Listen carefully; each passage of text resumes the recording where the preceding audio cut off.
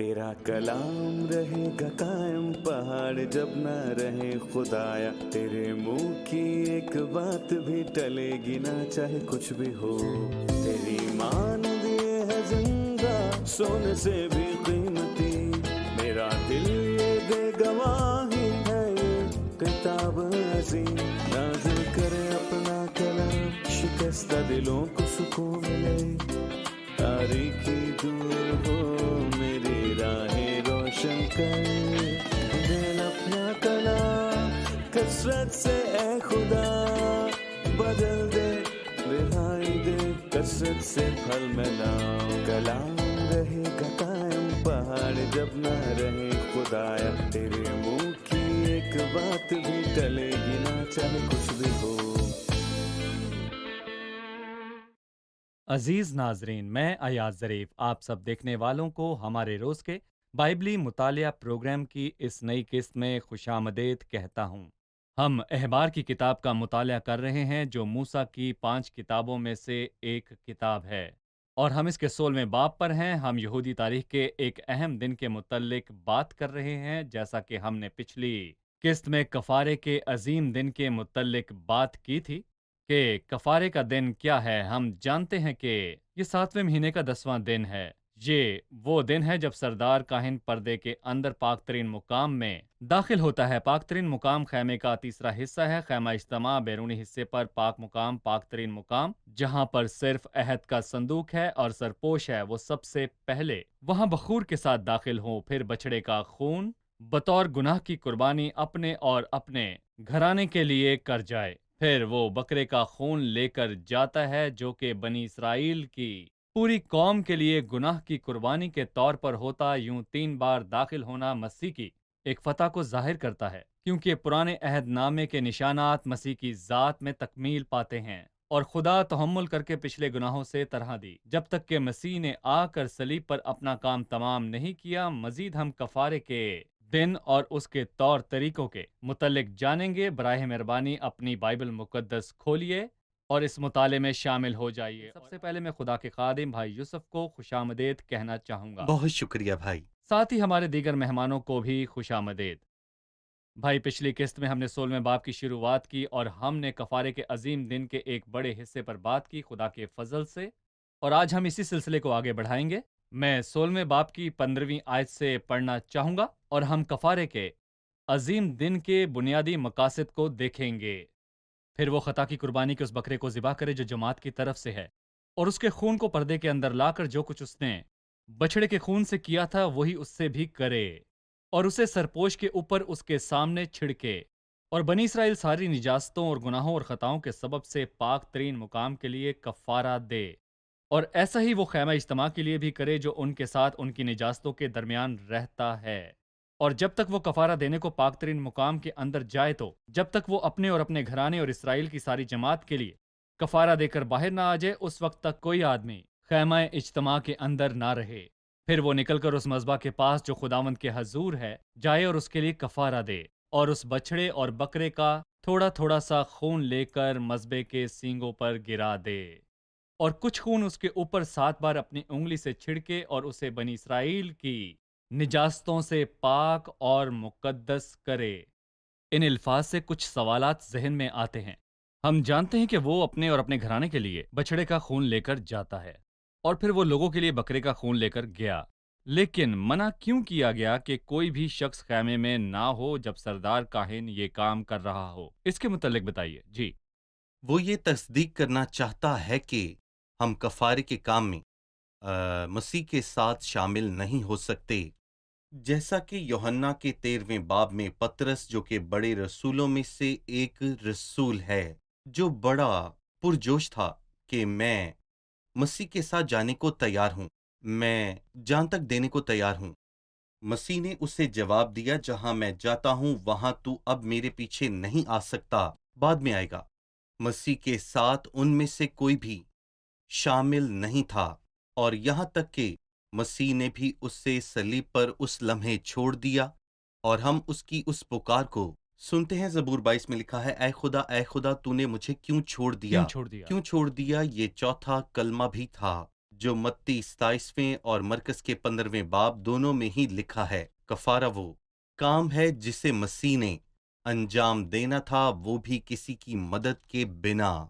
सो जबूर 22 के इख्तिताम पर वो कहता है वो आएंगे और उसकी सदाकत को एक कौम पर जो पैदा होगी ये कहकर जाहिर करेंगे कि उसने ये काम किया। गोया वो कहना चाहता है कि आदमियों या फरिश्तों में से कोई भी मसीह के काम में शामिल नहीं हो सकता, उसने ये काम अकेले किया। अब जाहिर है कि कफारा और माफी सिर्फ हारून और उसका घराना या उस सारी कौम ही के लिए नहीं थी, लेकिन वो 17वीं आयत में कहता है कि वो अपने और अपने घराने और इसराइल की सारी जमात के लिए कफारा दे। फिर वो निकलकर उस मज़बा के पास जो खुदावंद के हजूर है जाए और उसके लिए कफारा दे। फिर वो निकलकर उस मज़बा के पास जो खुदावंद के हजूर है जाए और उसके लिए कफारा दे। और जब वो पाकतरीन मुकाम और खैमा इज्तिमा और मज़बा के लिए कफारा दे चुके तो कफारे में और जमातें भी शामिल थी, उनके बारे में बताइए। जी, जब वो खैमा इज्तिमा और पाक मुकाम की बात करता है तो वो सिर्फ बनी इसराइल की बात नहीं करता, ताकि जो कफारे से फैज़याब नहीं हुए अब होंगे। हम इस पर कुछ देर में बात करेंगे, लेकिन एक दिन आएगा जब ऐसा होगा और इसका ताल्लुक हर चीज की बहाली से है। जैसा कि हम कुलसियों के पहले बाब में ये सीखते हैं, मसीह फिर उसके खून के सबब से जो सलीब पर बहा सला करके सब चीजों का उसी के वसीले से अपने हाथ में लेकर ले, ख्वाह वो जमीनियों का हो या आसमानियों का, सब चीजें बहाल की जाएंगी। मैं इसे यूहन्ना पहले बाब की 29वीं आयत के जुबान में कहना चाहूंगा। देखो, खुदा का बरा जो जहां के गुनाह उठा ले उठा जाता ले है। जाता है। जहां के गुनाह का मतलब वो नहीं है जो लोग समझते हैं कि आदम का गुनाह, बल्कि दुनिया में जो अफरा तफरी और बेचैनी का आलम बना है। ये आलम बेकरार रहेगा और ये दुनिया अफरा तफरी में मुब्तला रहेगी जब तक कि मसीह अपनी बादशाही कायम करने ना चीजों के आए। बहाली के तमाम वक्त को चीजों की बहाली के वक्त को, ताजगी का वक्त, दुनिया के आने का, नई पैदाइश का, और ये सब नाम वो हैं जो मुस्तकबिल करीब में आने वाली सुलह के नाम हैं। ये खुदा के उन मौजज़ात के नाम हैं जिन पर हमें फख्र है और हम खुशी मनाते हैं। इसका ताल्लुक गुनाह के बछड़े से नहीं, और बेशक हम कह सकते हैं कि ये एक घराना है और गुनाह का बछड़ा हम सब चीजों की बहाली को इससे जोड़ सकते हैं? नहीं, क्योंकि कलीसिया कुछ ऐसी है जो दुनिया और दुनिया के निज़ाम से बिल्कुल मुख्तलिफ है। लेकिन सब चीजों की बहाली की बात इसराइल के घराने की बहाली की बात है, या इसराइल के घराने की बात है, क्योंकि वो दुनियावी लोग हैं। उनकी बहाली नहीं हो सकती जब तक सब चीजों की बहाली की बात ना की जाएगी। खुदा का कलाम है जिससे हम मोहब्बत रखते हैं और हमें उस पर फख्र है। फिर काहिन के घराने के कफारे की बात आती है। हारून का घराना जो कि कलीसिया है वो अव्वल है। फिर इसराइल के कफारे की बात है जो उससे ज्यादा ताल्लुक रखती है। तमाम मखलूकात का कफारा या खुदा का बर्रा जो जहान के गुनाहों को उठा ले जाता है। ये बातें कुलसियों 1 में नजर आती हैं, जैसा कि आपने बताया। बिल्कुल। इससे पहले कि वो मुस्तकबिल में सब चीजों की बहाली की बात करे, वो पहले उसके मुतल्लिक बात करता है जो कि हमारी बहाली है। उसने तुम्हें बेगुनाह ठहराकर अपने कलीसिया बदन में में बतौर बहाल किया है। ईमानदार अब हम बहाल है और जल्द ही दुनिया की बहाली हो जाएगी। जी। लेकिन भाई, इसका ये मतलब नहीं कि जो अब बहाल हुए बिल्कुल। और वो जो दुनिया के हैं बराबर हैं, क्योंकि कलीसिया तो हमेशा कायम रहेगी। 1000 साला बादशाही और उसके बाद भी उस पर बहाली का फजल हुआ है। उसका मसीह के साथ, खुदा के साथ बहुत ही खास ताल्लुक है। हम गौर करते हैं कि हम बिनाए आलम से पेशतर चुने गए। इफ्सियों के पहले बाब की 3री और 4थी आयत में लिखा है, इसलिए उसने बिनाए आलम से पेशतर उन्हें चुन लिया। बिनाए आलम से पेशतर दर हकीकत अब्दियत में और अब्दी आलम में फ़र्क है, क्योंकि वो बिनाए आलम से पेशतर चुन लिए गए हैं और इस मौजूदा दौर के इख्तिताम के बाद खुदा का खैमा होगा और वो खुदा का खैमा नहीं है। खुदा होगा और उसके लोग होंगे, लेकिन फिर हम क्या हम होंगे? खुदा का खैमा है। हम खैमा हैं। खुदा का खैमा जो आदमियों के बीच है। हम खैमा हैं 1000 साला बादशाही के बाद उसके लोग। इफ्सियों 3रे बाब की आखिरी आयत में लिखा है, कलीसिया में और मसीह यस्सु में पुश्त दर पुश्त और अब्दुल अबाद उसकी तमजीद होती रहे। शुक्रिया। यहाँ हम एक छोटा सा वक्फा लेंगे और फिर दोबारा हाजिर होंगे।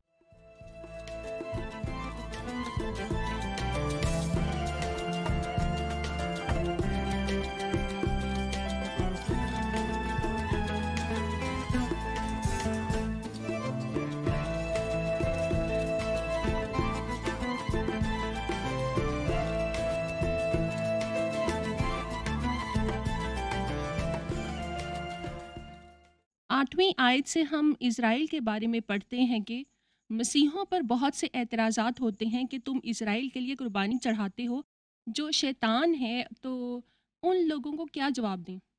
जी भाई। दरअसल अज़ाज़ील का मतलब अर्ज़ाइल नहीं जैसा कि कुछ लोग सोचते हैं, बल्कि उसातिज़ा कहते हैं कि उसके दो मतलब हैं। कुछ लोग, जैसा कि स्ट्रॉन्ग ने इब्रानी से इंग्लिश की लुगत में इस लफ्ज़ अर्ज़ाइल का मतलब जुदाई बताया, यानी जुदाई का बकरा। ये स्ट्रॉन्ग नंबर H5799 में है। अगर आप में से कोई इसे देखना चाहे तो कुछ लोग इसे आज़ाद किया हुआ कुर्बानी का बकरा भी समझते हैं। सो गुनाह इसके सर पर डाले जाते थे, बल्कि ज़िबा किए हुए बकरे की तरह जिसका खून पाक मुकाम में दाखिल किया जाता है, वो भी एक अक्स है, एक निशान है। फिर ये दोहरा निशान क्यों है? क्योंकि ऐसे बहुत से निशानात हैं जो हम खुदा के कलाम में देखते हैं। कुर्बानी या जुदाई के बकरे पर चूंकि खुदा के लोगों के गुनाह डाले जाते हैं, तो फिर उसे सहरा में छोड़ दिया जाता है। एक शायर ने इसी हवाले से कहा है, वो कहता है कि ये बकरा सहरा में रास्ता भूल गया और सहरा ही में मेरी नाकामी की याद खो गई। मैं उस बकरे को नहीं भूलता जो बेहतरीन गवाह हों, और उस दिन जब वो गुनाह उठा ले गया और मेरी सारी बदकारी को उसने मट्टी की तहों में दबा दिया, उस बंजर मुकाम में। आपने दोहरे निशान की बात की जी। और हमने 14वें बाब में इस बात को जाना। कोड़ी के पाक होने की। शरीयत में दो परिंदे हैं, एक मसीह और मसीह की सलीब की बात करता है और दूसरा मसीह के जी उठने की। सही। और ये दो काम जो मसीह ने किए, मैं जानना चाहता हूं कि यहाँ कफारे में दोहरा निशान क्या है। पहला बकरा जिसका खून पाक मुकाम में ले जाया गया और कफारा हुआ, लेकिन दूसरा बकरा जो जिंदा है, जी। उसका इस कहानी में क्या किरदार है? आप इसके बारे में क्या कहेंगे? जो आप पूछ रहे हैं उसके जवाब की पुख्तगी के लिए, दो बकरे हैं लेकिन दोनों मसीह की बात करते हैं। एक का खून पाक तरीन मुकाम के अंदर ले जाया जाएगा, सो उसकी अब्दी निजात पाई। लेकिन फिर दोनों ने क्या किया? यसाया का 53वां बाब, जो कि मसीह की सलीब के हवाले से बहुत मशहूर है, और पुराने अहदनामे में हम इस दोहरे ख्याल के मुतल्लिक एक से ज्यादा दफा पढ़ते हैं। मसलन वो 5वीं आयत में हमसे कहता है, लेकिन वो हमारी खताओं के सबब से छेदा गया। मसीह हमारी खताओं के सबब से छेदा गया, जो कि एक ज़िबा किए हुए बर्रे की तरफ एक इशारा है। लेकिन इसके बाद हमें अगली आयत बताती है कि हम सब भेड़ों की मानिंद भटक गए, हम में से हर एक अपनी राह को फिरा, पर खुदावन ने हम सब की बदकारी उस पर लादी, फिर उसे छेदा गया और मसीह हमारे गुनाह उठा ले गया, ज़िबा किए हुए बकरे का अक्स, और वो बकरा जिस पर हमारे गुनाह लादे गए। इसी बाब में आयत नंबर 12 में वो हमें उसी बकरे के मुतल्लिक बताता है, और उसने अपनी जान मौत के लिए उंडेल दी। इसके फौरन बाद वो हमें उस बकरे के बारे में बताता है जिसने गुनाह उठाए। वो बताता है उसने बहुतों के गुनाह उठा लिए और खताकारों की शिफा की। मसीह अपना ही खून लेकर पाक तरीन मुकाम में दाखिल हुआ, और यहाँ पर हम कफारे को देखते हैं कि फिर ईमानदारों के गुनाह उस पर लादे गए। यहाँ हम मुतबादल का नजरिया देख सकते हैं। मसीह ने मुतबादल होकर कफारा दिया। उसने सब इंसानों के बदले अपनी जान नहीं दी, उसने बस ईमानदारों के लिए अपनी जान दी, इसलिए गुनाहगारों की अदालत होगी। लेकिन उसने ईमानदारों के लिए अपनी जान दी, और ना सिर्फ उनकी खातिर बल्कि पूरे जहान की खातिर। सही। दूसरे बकरे के हवाले से मजीद तफसीलात के लिए, जो कि अज़ाज़ील का बकरा है, आपने बदले और मुतबादल की तरफ इशारा किया। सो अगर ज़िबा किया हुआ बकरा कफारे की बात करता है, तो ये जी। कुछ ऐसा है जिसका जी। ताल्लुक खुदा से है। लेकिन उस बकरे के मुतल्लिक जानना चाहूंगा जो खताओं और बदकारों को खैमा से दूर ले गया, जो गुनाह को किससे मिटाने की बात करता है, और मतलब कि वो किससे जुड़ा है? जैसा कि हमने कहा, ये मुतबादल सिर्फ ईमानदारों के लिए ही है, और ज़बूर 103 में एक बहुत ही खूबसूरत आयत मौजूद है। जैसे पूरब से पश्चिम दूर है, इसी तरह उसने हमारी खताएं दूर कर दी, हमारे गुनाह हमसे बिल्कुल मिटा दिए गए। सो वो कहता है, इसलिए मैंने उनकी नाराज़गी पर रहम करूंगा और उनके गुनाहों को फिर कभी भी याद नहीं करूंगा। ये हो चुका है, और गोया वो तारीख के पन्ने यहाँ फाड़ दिए गए। अब मेरे खिलाफ कोई दस्तावेज बाकी नहीं रहे, इसलिए हमारे गुनाह मिटा दिए गए और हमारी खताओं को समंदर की गहराई में डाला गया। یعنی کہ تو نے میرے گناہوں کو پسے پشت ڈال دیا، اور اس سے یہ ثابت ہوتا ہے کہ ہمارے سارے گناہ مٹا دیے گئے ہیں۔ کیا میں اسے آسان لفظوں میں سمجھ سکتا ہوں، اور ہمارے ناظرین کے لیے بھی، کہ قربانی کے خون نے، کفارے کے خون نے خدا کے ساتھ معاملات کو سلجھا لیا ہے، جی، لیکن دوسرا بکرا کس گناہ اور خطاؤں کو خیمے سے دور اٹھا لے گیا؟ گویا اس نے میرے ضمیر پر سے گناہ کا بوجھ ہٹا ڈالا تاکہ ایماندار کا ضمیر پرسکون رہے، کیونکہ بہت بار ایماندار کے لیے خدا کے ساتھ تو مسیح کے صلیبی کام کے وسیلے معاملات سلجھ جاتے ہیں، لیکن اس کے ضمیر کے حساب سے اس کے گناہ وہیں ہوتے ہیں، اور میرا گناہ ہر وقت میرے سامنے رہتا ہے۔ لہٰذا ہمیں اس میں کچھ بتائیں، گناہ سے آزاد ضمیر کس طرح پائیں؟ اس کا عزازیل کے بکرے کی کہانی سے کیسے تعلق ہے؟ ناظرین کو آرام دینے کے لیے اگر میں یہ کہوں کہ اگر وہ ایک ایماندار ہیں، تو میں کہوں گا کہ ہارون یہاں پر کچھ حیران کن کام کر رہا ہے۔ وہ 21ویں آیت میں کہتا ہے، جب ہارون اپنے دونوں ہاتھ اس زندہ بکرے کے سر پر رکھ کر اس کے اوپر بنی اسرائیل کی سب بدکاریوں اور ان کے سب گناہوں اور خطاؤں کا اقرار کرے۔ پر یہاں میرا سوال یہ ہے کہ کیا ہارون نے واقعی ایسا کیا؟ کیا اس نے سب گناہوں اور بدیوں کا اقرار کیا؟ کیا وہ ایسا کرنے کے قابل تھا؟ کیا پوری کائنات میں کوئی ایسا ہے جو بنی اسرائیل کے گناہوں کو جانتا ہو؟ یا پھر وہ اس کو عام جائزے سے ہی کر دیتا تھا؟ اچھا، اگر وہ ایسا نہیں کر سکتا تھا تو یسایہ 53 میں ایک خوبصورت آیت ہے، ہم سب بھیڑوں کی مانند ہیں اور ہم میں سے ہر ایک اپنی راہ کو پھرا، اور خداوند نے خدا نے ہم سب کی بدکاریاں اس پر لاد دیں۔ کیا خدا میرے گناہوں کو جانتا ہے، یا پھر وہ آپ کے سب گناہوں کو جانتا ہے؟ یقیناً وہ سب توبہ یافتہ ایمانداروں کے گناہوں کو جانتا ہے۔ جی ہاں، بالکل، خدا نے ہی مسیح پر گناہوں کو لادا، سو مجھے تسلی ہے۔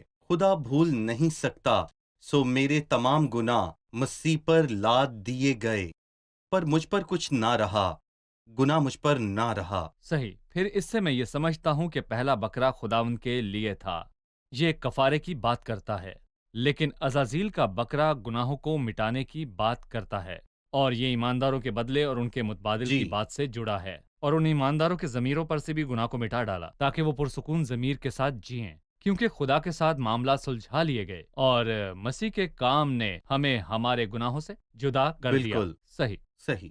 ہم ایک وقفہ لیں گے اور پھر دوبارہ حاضر ہوں گے۔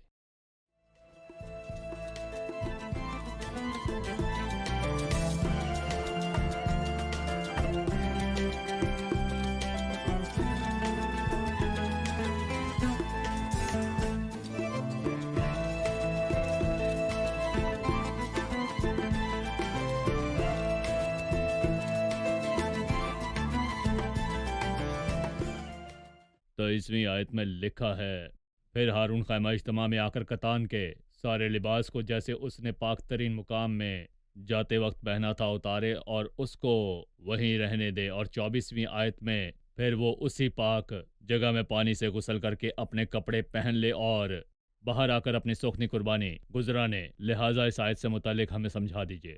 جی بھائی۔ سادہ سی بات ہے کہ ہم سمجھ سکتے ہیں تمام ہوا، یعنی کفارے کا کام، تاکہ نیا کام شروع ہو، کیونکہ پرانے عہد نامے میں کام تمام کر کے آرام سے بیٹھ جانے جیسی کوئی بات نہیں، اور ہر کاہن تو کھڑا ہو کر روز عبادت کرتا ہے اور ایک ہی طرح کی قربانیاں گزرانتا ہے جو ہرگز گناہوں کو دور نہیں کر سکتی، جو جزوی طور پر تو ہو جاتا ہے لیکن طویل مدت تک جاری رہتا ہے جب تک مسیح نہ آ گیا۔ بس وہی ہے جو پکار کر یہ کہہ سکتا ہے کہ تمام ہوا، بس اسی نے کام کو تمام کیا۔ سو ہارون جلال اور شان کے لباس سے ملبس ہے، جو کہ مسیح کے موجودہ جلال کا عکس ہے، بالکل، جب اس نے کام کو تمام کیا۔ جی، ٹھیک ہے، شکریہ۔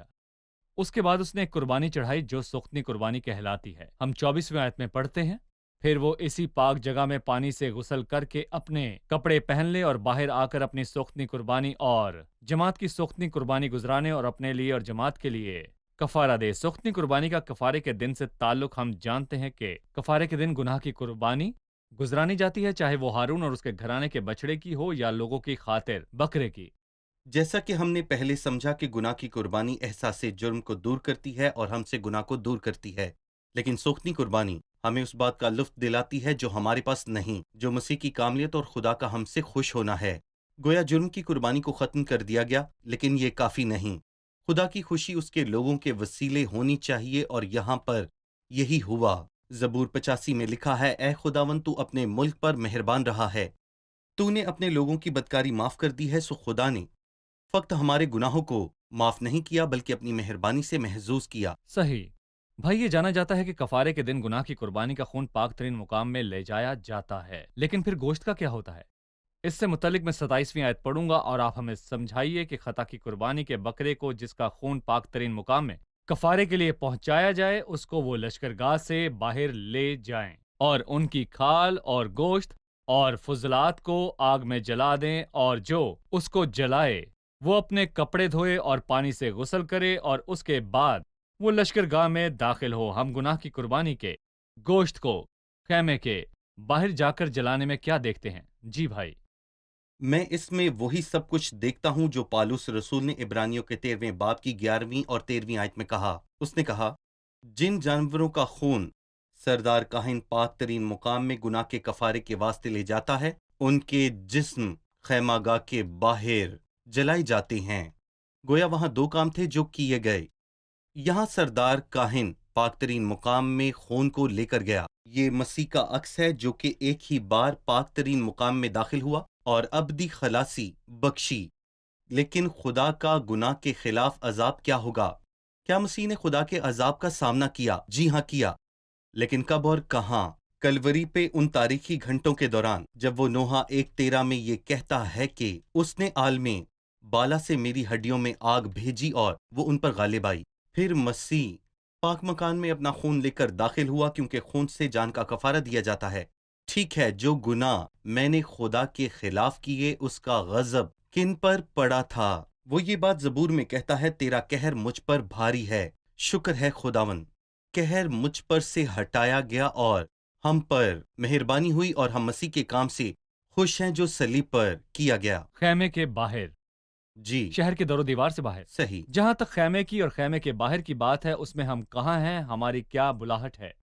ہماری بلاہٹ یہ ہے کہ ہم خیمے سے باہر جائیں اور اس کی ملامت کو برداشت کریں، یعنی یہ ہم پر مہربانی بھی ہے اور یہ ہماری ذمہ داری بھی ہے۔ مہربانی کیا ہے؟ عبرانیوں 10ویں باب کی 19ویں آیت کے حساب سے جو مہربانی ہم پر ہوئی وہ یہ ہے کہ پس اے بھائیو، ہمیں یسوع کے خون کے سبب سے یہ دلیری ہے بطور نجات یافتہ داخل ہونے کی، لیکن کہاں؟ پاک مقام میں یا پاک ترین مقام میں نہیں، کیونکہ آج کل ایسا کچھ نہیں، کیونکہ پردہ پھٹ گیا تھا، دونوں کو پاک کہا گیا ہے۔ کیا یہ مہربانی ہے جو ہم پر ہوئی؟ جی بالکل، لیکن ہماری ذمہ داری کیا ہے؟ پس آؤ خیمہ گاہ کے باہر اس کے پاس چلیں۔ غور کریں کہ ہم فریسیوں کی مانند الگ ہو کر خیمے سے باہر نہیں جاتے، ہم خیمہ کے باہر اس کے پاس جاتے ہیں۔ لفظ پاس خاص طور پر اس مسیح کے آیت پاس۔ میں لکھا گیا ہے، اور لکھا ہے کہ تم بتوں کو چھوڑ کر خدا کے پاس آؤ، اور ہم نے بتوں کو ہی نہیں چھوڑا بلکہ خداوند کے پاس آئے ہیں۔ اچھی بات ہے کہ آپ نے اس مہربانی کے متعلق بتایا کہ ہمیں پاک مقام میں جانے کی دلیری ہے۔ جی نئے عہد نامے میں ایسی کوئی بات نہیں ہے کہ ہم پاک ترین مقام میں داخل ہوتے ہیں۔ پاک ترین مقام پرانے عہد نامے میں تھا، بالکل اسے پردے کے ساتھ الگ کیا گیا تھا۔ صحیح۔ جب ہم گیت گاتے ہیں، مجھے امید ہے ہم سمجھ کے ساتھ گاتے ہیں۔ کوئی گیت ایسا نہ ہو جس میں پاک ترین مقام میں جانے کی بات ہو۔ اگر میں کہوں پاک ترین مقام تو پردہ وہیں ہے، اور پاک ترین مقام کو پاک مقام سے الگ کرتا ہے، اور ہمیں یسوع کے خون کے سبب پاک صحیح۔ مقام میں داخل ہونے کی دلیری ہے۔ اسی کے وسیلے سے ہمیں پاک ترین مقام میں جانے کی دلیری حاصل ہوئی۔ اس کی عظمت کیسی حیران کن ہے، جس نے اپنے دل کے حساب سے مہربانی کی۔ صحیح۔ میں چاہوں گا کہ آپ کفارے کے عظیم دن کے متعلق ایک آخری خیال پیش کریں۔ جی ہمیں 29ویں آیت میں یہ بتایا گیا کہ یہ دکھ کا دن ہے۔ صحیح۔ لکھا ہے کہ اور یہ تمہارے لیے اور دائمی قانون ہو کہ 7ویں مہینے کی 10ویں تاریخ کو تم اپنی جان کو دکھ دینا۔ بس یہی ایک دن جی تھا جب لوگوں کو روزہ رکھنے کا کہا گیا۔ صحیح۔ یہ دکھ اور روزے کا دن ہے۔ یہ دن تو لوگوں کے لیے آرام اور سکون کا تھا، پھر اس کا تعلق دکھ اور روزے سے کیوں تھا؟ یہ درست ہے کہ یہ عبرانی کیلنڈر کا سب سے بڑا دن ہے۔ کچھ لوگ کہتے ہیں کہ یہاں کفارے کے دن خدا کا اور اس کے لوگوں کا تعلق قائم ہوا۔ اور گناہ کی قربانی اور خطا کی قربانی دونوں سے رفاقت بحال ہوئی، لیکن وہ تعلق کفارے کے دن کی بنیاد پر تو بحال ہوا، لیکن اس نے ہمیں کبھی بھی احساس سے جرم اور شرمندگی سے جدا نہیں کیا۔ اور ہم نے دیکھا کہ بطور کلیسیا ہم نے کفارے کی مہربانی سے فیض پایا، لیکن لوگوں نے اب تک نہیں پایا۔ ایسا کیوں؟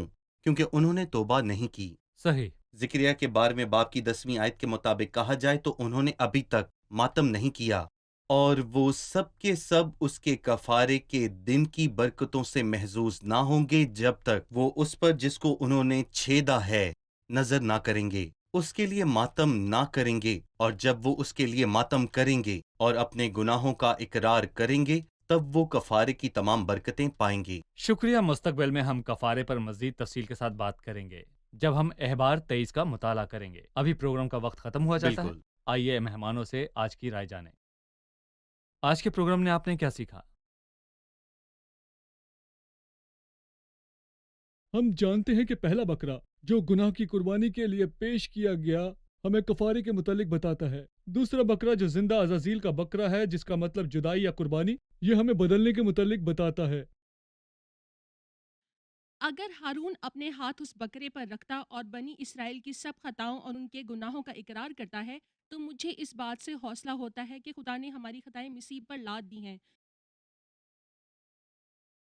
مسیح کا کام ہمیں دلیری دیتا ہے کہ ہم پر مہربانی ہوئی اور ہمیں ذمہ داری دی گئی۔ مہربانی یہ ہے کہ ہم یسوع کے لہو کے وسیلے پاک مقام میں نہیں بلکہ پاک ترین مقام میں داخل ہوتے ہیں، اور ذمہ داری یہ ہے پس آؤ اس کی ذات کو اپنی اور لیے ہوئے باہر اس کے پاس چلیں۔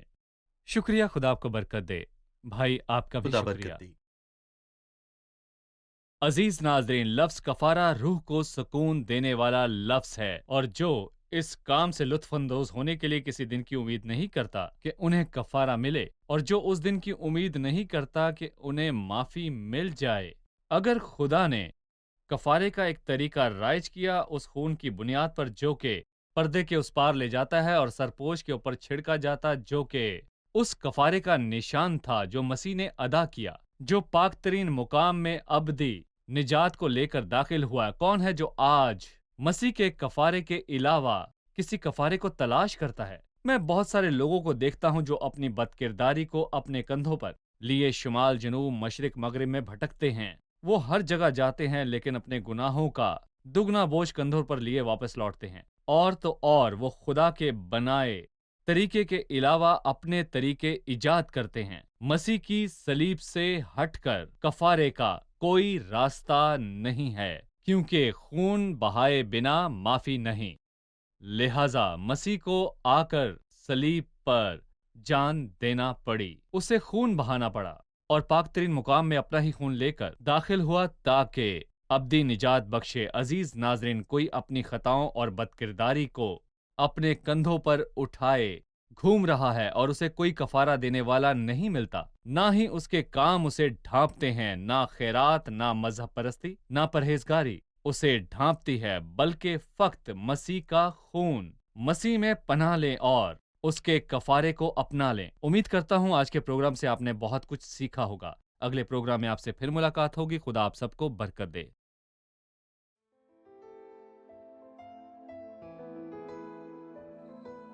تیرا کلام رہے گا قائم پہاڑ جب نہ رہے خدایا، تیرے منہ کی ایک بات بھی ٹلے گی نہ چاہے کچھ بھی ہو، تیری مانند یہ ہے زندہ سونے سے بھی قیمتی، میرا دل یہ دے گواہی ہے یہ کتاب عظیم، نازل کرے اپنا کلام شکستہ دلوں کو سکون ملے، تاریکی دور ہو میری راہیں روشن کر، دل اپنا کلام کثرت سے اے خدا بدل دے، رہائی دے کثرت سے پھل ملاؤ، کلام رہے گا قائم پہاڑ جب نہ رہے خدایا، تیرے منہ کی ایک بات بھی ٹلے گی نہ چاہے کچھ بھی ہو۔